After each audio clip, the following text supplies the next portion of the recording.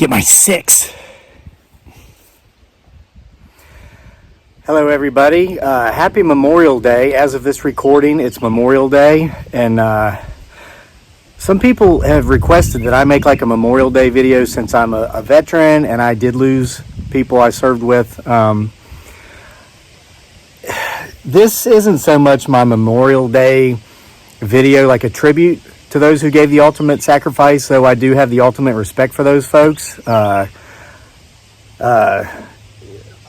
know how fortunate I am not to have been one of them. So what do I do about it? Is I live the life that I want to live to the fullest. I do what I want to do, as long as I'm not hurting others, regardless of what anybody else thinks about it. And I'll tell you this. This is kind of my Memorial Day story. I do something every Memorial Day, and I'm going to be doing it later today. I plant pumpkins, and I'm going to work on writing this book I'm working on, because I want to be a writer, and by God's grace it's worked out for me to where I can actually do that now and support my family, and I thank those of you who have made that possible. Now, we were driving through the desert, and this thing will be a prolonged war story because I know that would upset a lot of people who didn't serve, that looks back on it and wish they had, so I don't want to hurt their feelings. But basically, we had just lost a young man in our battalion. It was the only loss within our battalion on our deployment. Now, we lost other people on our FOB, Forward Operating Base, and folks that went out on convoy with us from different units. But this young man from the Washington Army National Guard, he was a machine gunner, and he was up in the turret one night. Driver fell asleep, truck rolled, and the gunner was killed. 18 or 19 years old. So the night after that happened, and we got word about it, and I was a gunner. You think about these things, and I made a promise to myself as I went out across the Arabian Desert that night. We'd gotten through, where the crap went down, and we were in the relatively autonomous Kurdish region where it was relatively peaceful. And I just thought about, wow, what if I don't make it home? And we had a couple months to go, and I just said, well, how about if you do make it home? What if you do make it home? And I just said to myself, I'm going to live the life I want to live. I'm going to do what I want to do, and I'm going to grow pumpkins. I'm going to have a pumpkin patch. It's just like a thing that kind of goes back to my youth about just having, desiring having pumpkins. And so I'm going to show you the pumpkins I've got so far, and I'm going to be adding to it this afternoon. But I'm going to tell you what else I'm going to do this afternoon. I've already been making my preparations over here. I've got the wood splitter uncovered. Took my really cool electric weed eater and cut the weeds down around a bunch of lengths I've got cut up that I'm going to be splitting up into wood today, into firewood. But here's my pumpkins, and I need to weed out my pumpkin patch. But look at this. Me and my wife and our son planted these just before they left to go to the Philippines a month ago, so they're doing well. We've found that for some reason, pumpkins is pretty much the only thing we can plant outside of fencing wire that the deer don't eat. But hey, just real quick, then I'm going to get to my story. It has to do with work. That was kind of, I already told you my Memorial Day story. And I'm not justifying why I do what I want to do, but I was thinking about something about work. And you're going to like this story. Let me show you my potatoes and my onions. All right, there you can see my potatoes. Doing really, really well. Now, nothing's doing as well as my weeds. As you can tell, the weeds in here. There's my onions. Me and Dearly, my wife, and our son Daniel, we planted all this. Now, this one might be hard to see because of the weeds surrounding it, but can you see that asparagus right here whipping in the wind? Yeah, I'm going to get in here and weed this stuff out. But we planted asparagus all the way up along the fence line, and they're all doing really, really well. All right, so me and my beautiful bride Dearly, aka Giggly Girl, and our son Daniel, we kind of have this ongoing running family joke here when we're out doing yard work, when we're working in the garden, when we're doing whatever. And that is that, this work isn't really necessary. And that's because, we used to have a couple of lunatics who they could see us doing this work all day, and then after we'd been working for hours, they'd come over and point out how unnecessary it was. because vegetables are so cheap at the grocery store, and just gonna have to mow your grass again next week. Whatever. And we let it get to us there for a couple of years, and we kind of didn't do a lot of the things we wanted to do, but we got over that, and now we're back out here doing what we want to do. And it wasn't so much about just ignoring the lunatics as it was remembering that promise I made going across that Arabian desert the night after that young gunner lost his life. If I die tomorrow, will it matter how neat my lawn looked today? No. What'll matter is how much did I love my wife? How much did I love my son? I know that. I understand that. But while I'm here, to mine own self, I'm going to be true. And I'm going to do the things that I enjoy doing simply because I enjoy doing them. I don't care if they're necessary or not. That's my end of it. Now, here's the other end of it. Here's the opposing side of it. Why would it bother someone so much to see someone out there doing something they enjoy doing simply because they enjoy doing it? What would make it a necessity to go over there and be critical of that person? Laziness. I have learned that people who don't work, and I'm not saying, people who aren't obsessed with their lawns or aren't obsessed with, no. Different people are into different things.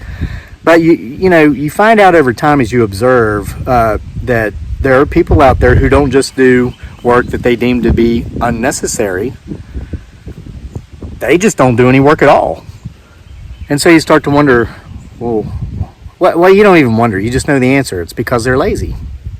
Now, listen, I met someone last week when I was at the Outer Banks, and I'm not going to mention any names or anything. What I will tell you is this guy was a very nice guy. Very nice guy. I'll leave it at that. Would I like to spend another minute with this guy? No. Was he disrespectful? No. Was he an a-hole? No. Was he mean? No. He just, look, brah. Okay. I'm going to use one of the lunatics out this way as an example because this will prove my point. I can't give a one-sided story and prove a point. I've got to give a two-sided story. All right, so one of the lunatics was always going on and on about how he couldn't make any money when Donald Trump was president because he was able to say it in such a way that it sounded sensible to me, but I couldn't really understand because when Donald Trump was president, I was making money. I knew other people who were making money when Donald Trump was president. As far as people who have jobs, I knew plenty of people who still had the same jobs they had when Obama was president, once Trump became president. So I was trying to figure out what is it about Trump being in office that, disallowed this guy from being able to make money for 4 years. But for he wasn't even going to try. Wasn't even going to make an attempt. Wasn't even going to make an effort. Because if you weren't already rich, there was just no way you could succeed when Trump or any other Republican was in office, as this guy said it. So I'm like, okay, whatever. I don't really understand that. And I took that as, obviously, this guy just hates Donald Trump. He hates Republicans. And he's using this. I thought, could it be this guy just doesn't understand money? And he claimed to be in business, but he's not. Could it be he just doesn't understand business? No, the guy just doesn't want to work. He doesn't want to do any work. So he doesn't. So now I'm going to tell you the other side of the story. Here's the other side of the story. So I met this guy at the Outer Banks last week, and just small talking, and asked him what kind of work he did. And he said he was a home builder. I said, "Oh, wow, cool. How many homes are you building right now?" He goes, "Ain't building none right now." I said, "Well, why not?"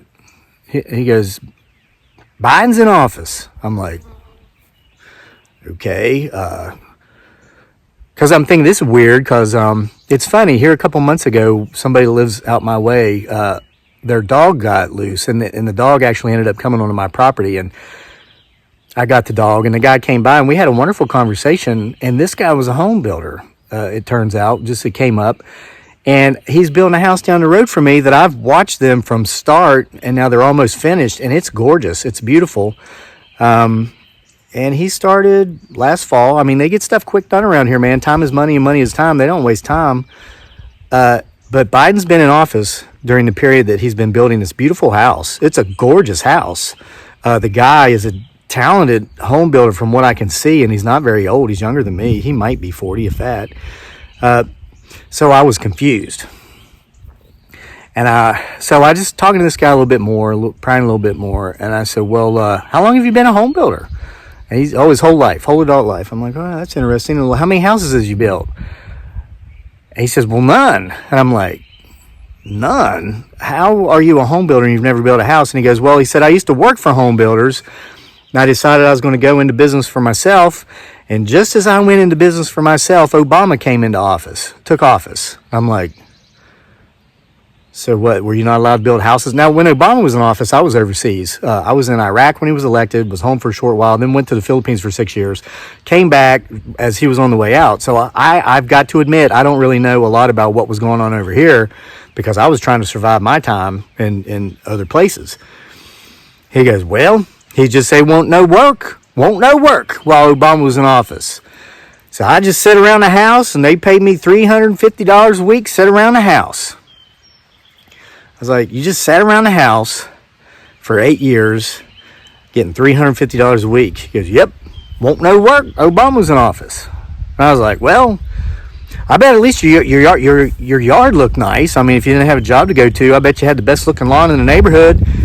He goes, then why would I mow grass? And I'm like, so your place doesn't look like a shit shack? He goes, just got to get out there and do it again next week. I said, oh, so what, did you hire somebody? Did you take like $50 a week out of that $350 a week they were giving you to not work because there was no work because Obama was in office? Pay somebody to do it for you? Why, no. You know how much beer and cigarettes you can buy with $50 a week? Puh, all of them. Okay. And I was confused, but it reminded me of the guy who couldn't make money when Trump was in office or any other Republican. So anyway, 8 years goes by and he's not doing any work because Obama was in office, so he couldn't build a house. And I said, I hope you had a real good 4 years when Trump was in there and you're able to, pile up the money in the bank to get you through the next 4 years or maybe 8. Who knows how long Biden or that party's going to be in there. He goes, almost. He said the economy was doing good when Trump was in office. The stock market was going crazy. Things were coming back, and it was almost to the point to where there's going to be some work out there to do. Then Biden got in there. Now there just ain't no work to do. I'm like, So even when Trump was in office, and my guy I know down here that hates Trump and used that as his excuse for not doing any work and couldn't make any money, I don't understand this. He goes, we were almost there. There's going to be work to do. But then they stole the election and they had all them fraud. Now it just ain't no work to do. And I felt utterly confused because I just didn't. I'm not confused. And I'm not going to prolong this video because it's not necessary. Listen, if you don't have physical ailments or challenges that honestly keep you from work, because I know there are people like that out there. So this is not a knock on somebody that has a bona fide issue that keeps them from being able to, and some of it's mental health issues. This is not a knock on you folks. But if you're able-bodied and you don't work, it has nothing to do with whether Donald Trump's in office or if Joe Biden's in office or if Barack Obama's in office or if George W. Bush is in office. Democrats, Republicans, you're lazy. I mean, you're just lazy and you don't want to work. Don't feel that you need to justify that, because guess what? When you're doing that, as the people are going, oh yeah, what they're thinking is, wow, you're lazy and you don't want to work. I'm not going to justify why I've got enough firewood split and seasoning out for next winter already. I want to split firewood today, so I'm going to do it. I've got enough pumpkins coming up, but I made that Memorial Day promise to myself. Well, it wasn't it turned out that's one of the ways in which I stay true to my own self is on Memorial Day. I honor that promise I made to myself, crossing the Arabian Desert that night, the night or two after that young kid from the Washington Army National Guard got crushed when his truck flipped because his driver fell asleep.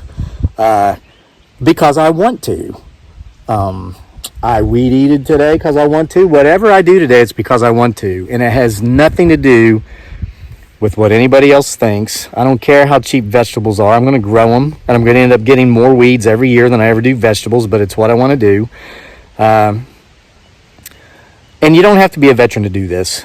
Live your life to the fullest. If you want to honor those that gave the ultimate sacrifice and died in the line of service to this great country and other great countries around the world, our allies who passed away, from England, from Australia, from Canada, the Iraqi citizens who got caught in the crossfire and died.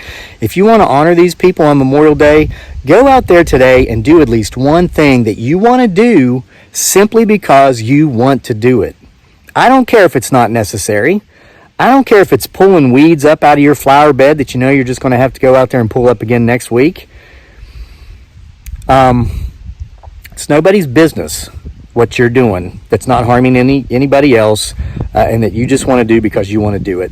That's my request of you as a veteran, and this is Memorial Day, not Veterans Day, but as someone who was fortunate enough by God's grace not to be one of those being honored on Memorial Day. I'm requesting of you to honor my brothers and sisters that did lose their lives. Go out there today and do something that you want to do that's not harmful to others or yourself, simply because you want to do it.